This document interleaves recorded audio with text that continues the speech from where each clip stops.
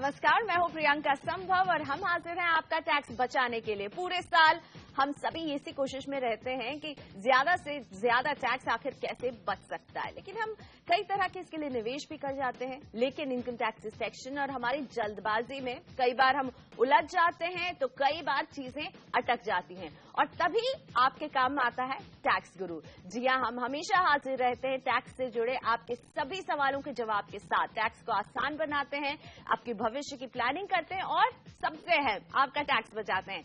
तो आज हम कैसे बचाएंगे आपका टैक्स, ये हमें बताने वाले हैं हमारे टैक्स एक्सपर्ट, यानी आप सभी के चहेते टैक्स गुरु सुभाष लखोटिया जी। और लखोटिया जी के लिए सिर्फ इतना ही कहा जा सकता है कि टैक्स से जुड़ा कोई ऐसा सवाल नहीं है जिसका जवाब हमारे टैक्स गुरु के पास नहीं होगा।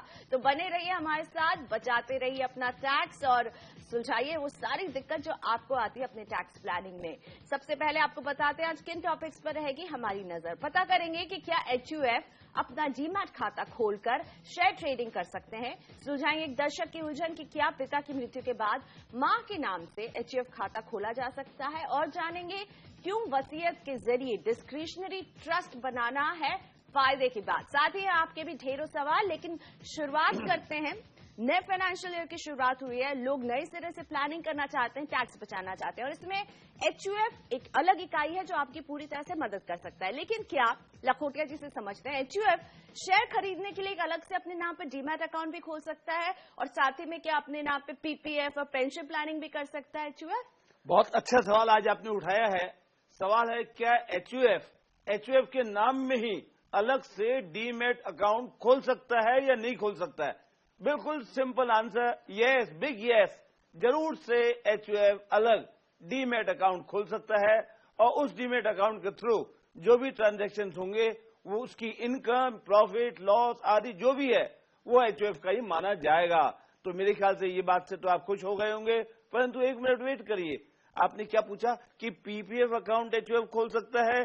जी नहीं, ये नहीं कि जब डीमैट खोल दिया तो सभी आइटम का अकाउंट खोल देंगे। जी नहीं, HUF PPF का अकाउंट नहीं खोल सकता है और अपने पैसे PPF अकाउंट में जमा नहीं कर सकता, क्योंकि अकाउंट ही उसका नहीं खुल सकता। तीसरी बात है पेंशन प्लान में केवल इंडिविजुअल निवेश कर सकते हैं, HUF नहीं कर सकता, इसलिए HUF का अकाउंट पेंशन प्लान में भी नहीं खुल सकता। यानी अलग से आप PPF और NPS में निवेश नहीं कर सकते HUF के जरिए, लेकिन हाँ डीमैट अकाउंट खोल सकते हैं। अब HUF से जुड़े कुछ सवालों का जवाब देंगे हम शो में। राजस्थान से डॉक्टर BB गुप्ता हमारे साथ जुड़ गए हैं। डॉक्टर गुप्ता नमस्ते, स्वागत है टैक्स गुरु में, पूछिए अपना सवाल। जी नमस्कार। नमस्ते जी गुप्ता जी, कहाँ से बोल रहे हैं आप? मैं श्री गंगानगर राजस्थान से बोल रहा हूँ। अच्छा, गंगानगर, बोलो जी। सर, क्या HUF अपने मेंबर्स के PPF में अकाउंट में पैसा जमा करवाकर HTC का लाभ ले सकता है? बहुत अच्छा सवाल है। अभी तो आपने सुना कि HUF अपने नाम में PPF अकाउंट नहीं खोल सकता, पर सवाल का उत्तर यह है आपका, HUF अपने मेंबर्स के बेनिफिट के लिए उनके अकाउंट में निवेश करके HTC का बेनिफिट ले सकता है। पर याद रखिएगा एक ही बात, अगर इंडिविजुअल ने अपने पैसे भी लगाए PPF में, HUF का भी निवेश किया PPF में, कुल मिलाकर 1.5 लाख रुपए से ज्यादा उस PPF अकाउंट में जमा नहीं कराने हैं। यानी जो एक लिमिट है वो 1.5 लाख की रहेगी, उससे ज्यादा नहीं कर सकते हैं। लोकेश वर्मा जी का है अगला सवाल, और HUF से ही जुड़ा है इनका सवाल भी। लोकेश के पिताजी की 2 साल पहले मृत्यु हो गई थी, ऐसे में वो समझना चाह रहे हैं कि क्या उनकी मां के नाम से HUF खाता खोल सकते हैं वो। साथ ही मां को फैमिली पेंशन मिल रही है, तो क्या वो पेंशन से इनकम को HUF की इनकम के तहत दिखा सकती है, क्योंकि इनकी मां फिलहाल नौकरी में नहीं है, जो पिताजी की पेंशन है वही माताजी को मिल रही है। ऐसा भैया, HUF के लिए एक चीज ध्यान रखने की बात है सबसे इम्पोर्टेंट, और ये है कि आपकी मम्मी के नाम में HUF का अकाउंट अलग से नहीं खुल सकता है। मम्मी, आप, आपके बच्चे, आपकी पत्नी मिला के एक HUF की इकाई बन सकती है, वो चल सकती है।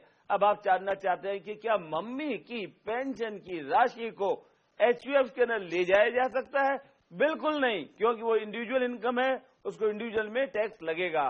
जिग्नेश सी देसाई जी पूछ रहे हैं और ये बता रहे हैं हमें कि एचयूएफ खाते के तहत एक प्रॉपर्टी है इनके पास। उन्होंने ये प्रॉपर्टी एक कंपनी को हर महीने 42,000 रुपए पर किराए पर दिया हुआ है। कंपनी नेफ्ट के जरिए समय पर किराया इन्हें देती रहती है। परेशानी ये है कि कंपनी टीडीएस इनके पर्सनल पैन कार्ड में जमा कर रही है, जबकि किराया एचयूएफ खाते में लिया जा रहा है, क्योंकि प्रॉपर्टी जैसा कि बताया एचयूएफ के नाम पर है। जिग्नेश जी जानना चाहते हैं कि इस गलती को अब कैसे सुधारा जाए ताकि टीडीएस की रकम उनके एचयूएफ खाते में ही ट्रांसफर हो। एचयूएफ की प्रॉपर्टी, एचयूएफ की रेंटल इनकम, आपने शायद गलती की होगी कि जब पैन नंबर देने लगे आप अपने रेंट देने वाले व्यक्ति को, जिससे रेंट आ रहा है, तो आपने शायद गलती से अपना इंडिविजुअल पैन कार्ड की कॉपी दे दी। ये हो गई आपकी गलती। इसको सुधार के लिए तरीका एक ही है, आप अपने टेनेंट को पत्र लिखे और लिखे कि भाई परमानेंट अकाउंट नंबर एचयूएफ का सो एंड सो है, पैन नंबर की कॉपी एचयूएफ के लगा देवें और उनसे रिक्वेस्ट करें कि जो आपने टीडीएस की रिटर्न फाइल की उसमें पैन नंबर का करेक्शन कर दें। ऐसा करने से किसी प्रकार की समस्या चाहे आपको या उनको, दोनों को ही नहीं होगी। टैक्स गुरु में इसी के साथ वक्त हो गया है ब्रेक का, लेकिन ब्रेक के बाद सवाल जवाब का सिलसिला जारी रहने वाला है। साथ ही हम बारीकी से समझने वाले हैं सरकार की नई स्कीम सुकन्या समृद्धि स्कीम के बारे में, कैसे इससे मिल सकता है आपको फायदा।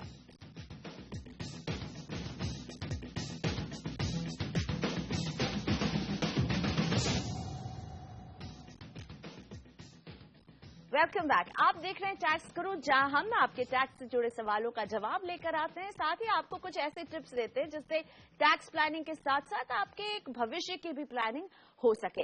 आज लखोटिया जी से हम समझने वाले हैं एक अहम बात, वसीयत के जरिए डिस्क्रिशनरी ट्रस्ट कैसे बनता है और इसके क्या है फायदे। तो लखोटिया जी इस पूरी प्रक्रिया को बताइए ताकि इसका लोग फायदा उठा सकें। सबसे पहले तो हमारे दर्शक को ये बतलाएं, डिस्क्रिशनरी ट्रस्ट, इतना लंबा नाम है ना तो फायदा भी लंबा है।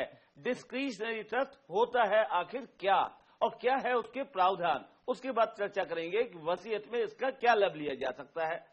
डिस्क्रिशनरी ट्रस्ट नॉर्मल ट्रस्ट के हिसाब से होता है, पर जैसा इसका नाम है वैसा इसका काम, अर्थात डिस्क्रिशनरी कहने का मतलब है मर्जी मेरी, आप बेनिफिशियरी हैं। मान लीजिए एक परिवार में माता, पिता, बेटा, बहू और उनके बच्चे, ये सब बेनिफिशियरी हैं, पर किसको कितने रुपए मिलेंगे इनकम में या डिस्ट्रीब्यूशन में, ये पावर रखी हुई है ट्रस्टीज ने अपने ही हाथ में।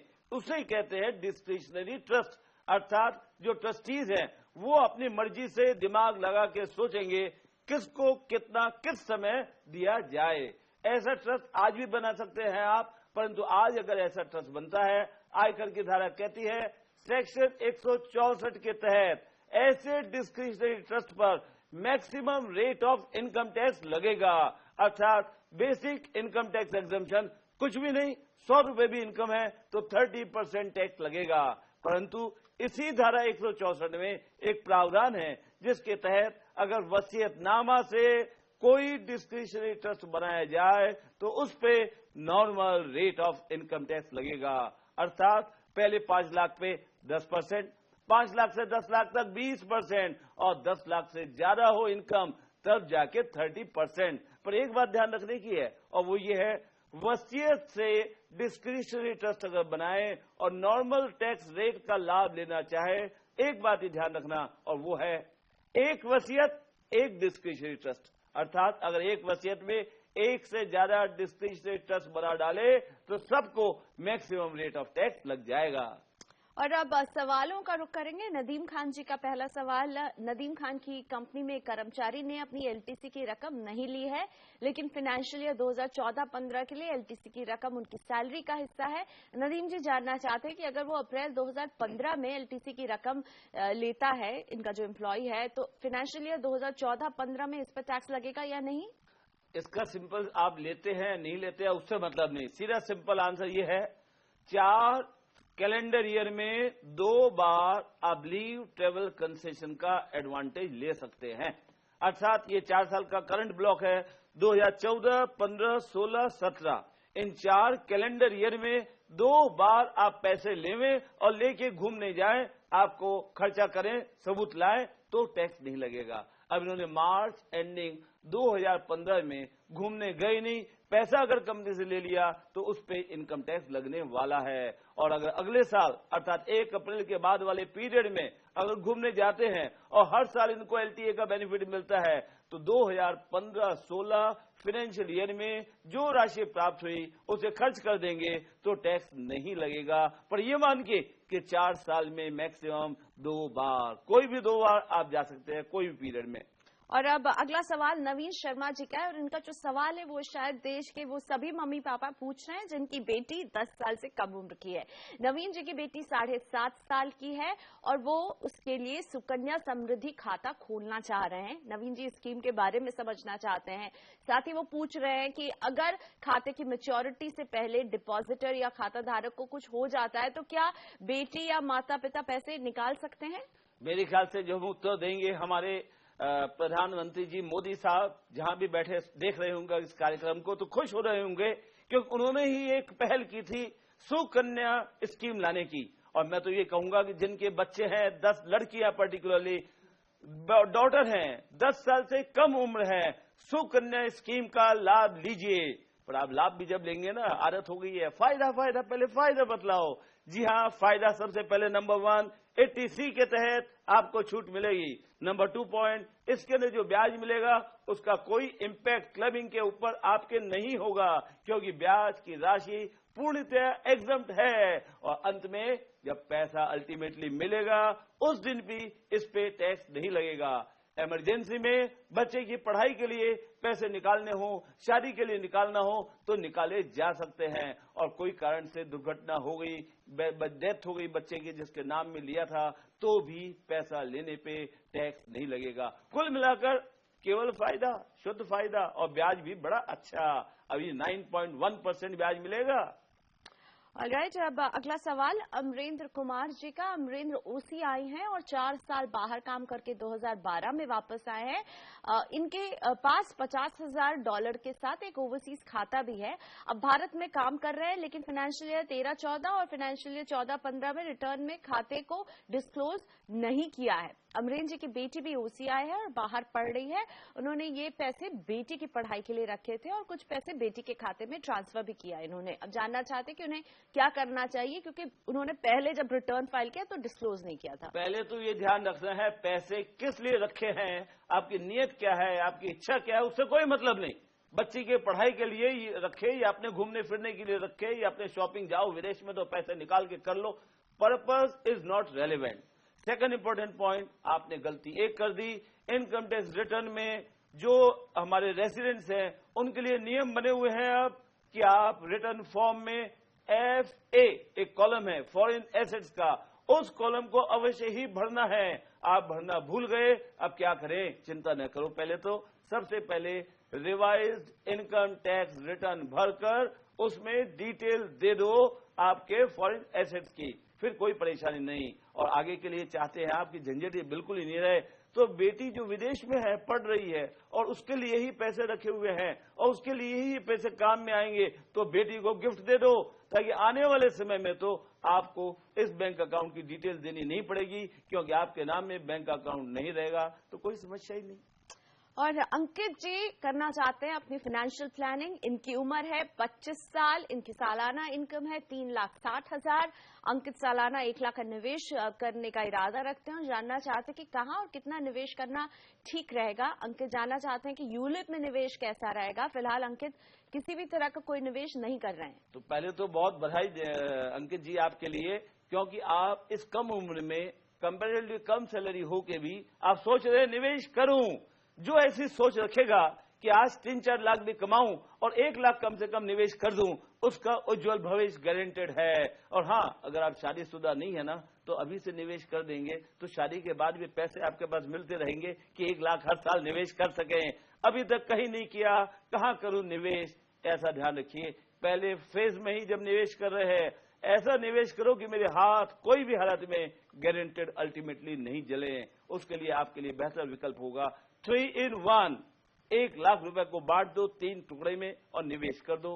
पहला करो निवेश इन PPF अकाउंट, सेकंड निवेश करो amount invested in equity schemes ELSS और थर्ड निवेश करो इंश्योरेंस प्रीमियम के देने में। इस प्रकार आपकी भविष्य में प्लानिंग मेरे हिसाब से अच्छी रहेगी। नौकरी बढ़ती है, ज्यादा बढ़ती है, इनकम ज्यादा होती है सैलरी से, नौकरी छोड़ देते हो, हर स्टेज में आपके लिए ये तीनों विकल्प अति सुंदर साबित होंगे। इसी नोट पर हम लेते हैं एक छोटा सा ब्रेक। ब्रेक के बाद समझेंगे कि क्यों बिजनेस या प्रोफेशन में हुए नुकसान को सैलरी इनकम से एडजस्ट नहीं किया जा सकता है। क्या कहते हैं इनकम टैक्स के नियम, आपको बताएंगे आगे।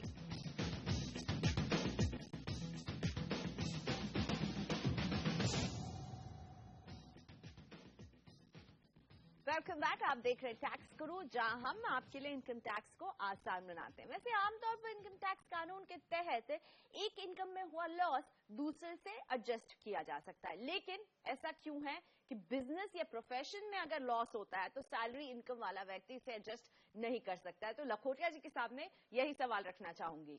ऐसा है, हमारे ढेर सारे दर्शक आदरणीय वित्त मंत्री जी को पूछ रहे हैं, घर बैठे ही सोच रहे हैं, पूछना चाहते हैं कि वित्त मंत्री जी हमने क्या गुनाह किया कि हमारे साथ ऐसा हो रहा है। ये सवाल है वेतनभोगी कर्मचारियों का जिनके सैलरी इनकम है और जिनके साथ ही साथ बिजनेस प्रोफेशन कड़ी मेहनत करने के लिए ऑफिस आवर्स के बाद भी थोड़ा सा धंधा कर लिया, उसमें हो गया लॉस। और आयकर कानून जब पढ़ा तो पता चला आयकर की धारा 71(2)(a) के तहत ये लॉस अर्थात बिजनेस या प्रोफेशन का लॉस आपकी सैलरी इनकम के अगेंस्ट एडजस्ट नहीं होने वाला है। ऐसा क्यों, ये भी बतला दें आपको कि उल्टा पुल्टा तो अलाउड है, अर्थात जो आदमी बिजनेस कर रहा है उसके बिजनेस और प्रोफेशन का लॉस है और उसके पास प्रॉपर्टी की इनकम है ढेर सारी, उसमें एडजस्टमेंट हो जाएगा। पर बेचारे सैलरी एम्प्लॉय ने क्या गलती की कि उसका लॉस फ्रॉम बिजनेस या प्रोफेशन एडजस्ट नहीं होगा फ्रॉम सैलरी इनकम। फिलहाल इसकी चर्चा आगे नहीं बढ़ाते क्योंकि और भी ढेर सारे प्रश्नों का जवाब देना है, पर ये बदला दें वेतनभोगी कर्मचारी को ये बात ध्यान में रखनी है, अन्यथा अगर वो लॉस क्लेम कर लेगा इनकम टैक्स रिटर्न गलत हो जाएगी और पेनल्टी लगेगी, ब्याज लगेगा, फाइन लगेगा। चलिए, तो इस बात का ख्याल रखें और अब शुरुआत करते हैं सवालों का। दिल्ली से नेहा अग्रवाल हमारे साथ फोन लाइन पर है। नेहा जी नमस्ते, पूछिए अपना सवाल टैक्स गुरु से। हाँ जी, मेरी gross net taxable income 10 lakh per annum है और मैंने 1 लाख रुपीज डोनेशन किया है टू एन एनजीओ जो कि ATG में आती है। तो मुझे जानना है कि वो 100% नॉन टैक्सेबल होगा या फिर कितना % नॉन टैक्सेबल होगा? ऐसा है, पहले तो आपको बधाई कि आपने 10 लाख की इनकम में ये भी समाज के लिए भी सोचा और 1 लाख दान दे दिया और आपकी इस कार्य को ये कहूंगा कि तारीफ करने के लिए इनकम टैक्स एक्ट पूरा जिम्मेदार है और इनकम टैक्स देता है आपको छूट। अगर डोनेशन देते हैं इनकम का 10% तक देने पर उस पर लाभ लेंगे, उस पर छूट लेंगे, उस पर डिडक्शन लेंगे। आपकी इनकम 10 लाख रुपए, 10% हो गया 1 लाख रुपए। अब 1 लाख रुपए का आपने डोनेशन ATG संस्थान को दे दिया तो आपकी इनकम में 1 लाख का 50% अर्थात 50,000 रुपए आपकी इनकम में से डिडक्ट हो जाएगा और आपको टैक्स देना पड़ेगा केवल 9.5 लाख रुपए पे। पर अगर इनकी इच्छा है कि नहीं मैंने 1 लाख दिया, मुझे छूट 1 लाख पे दिलवा दो ना भाई, तो क्या करें? तो आप किसी भी ATG को संस्था को नहीं देवें, बल्कि कुछ रिकॉग्नाइज्ड ऑर्गेनाइजेशन है जैसे PM फंड आदि, उसमें दान दें तो उसमें 1 लाख के ऊपर छूट मिलेगी पूरी की पूरी।